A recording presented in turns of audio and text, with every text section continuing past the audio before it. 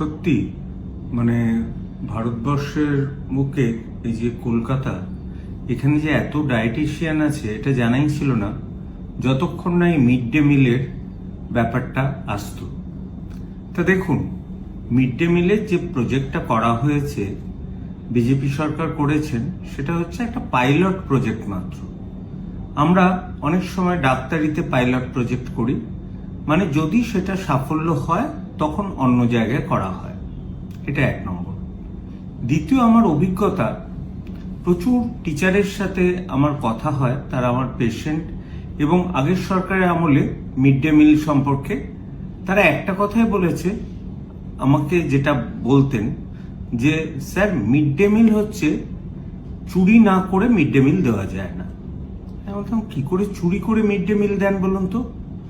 বলে দেখুন, হয়তো আমাদের স্টুডেন্ট আসে 80 জন, আমরা 180 জন আমাদের টোটাল স্ট্রেংথ দেখিয়ে দিই, তাহলে 5 টাকায় বা 5.5 টাকায় আমাদের প্রত্যেক দিন খাওয়ানো সম্ভব হয়, নয়তো 5.5 টাকায় আজকালকার দিনে খাওয়ানো সম্ভব নয়।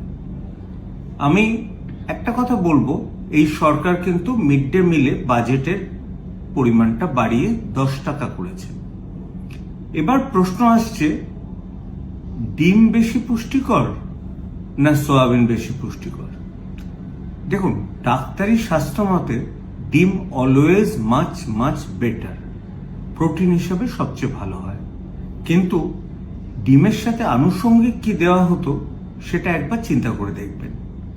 আমি কাউকে প্রশংসা করার জন্য বা কাউকে বলার জন্য বলছি না, আমার কাছে এরকমও বলে গেছেন অনেক পেশেন্ট, যেটা আমি বলতে লজ্জাবোধ করছি, যে তিনি সেদিন এসে বললেন, ডাক্তারবাবু, মিড ডে মিলটা বেসিক্যালি টাকাটা নষ্ট হওয়ার, ওইটা বিভিন্নভাবে নয় ছয় হয়। তা আমি সেটা মনে করি না। আমার মনে হয় যে 180 জনের টাকা নিয়ে 80 জনের মিড ডে মিল করাটা অনেক বেটার।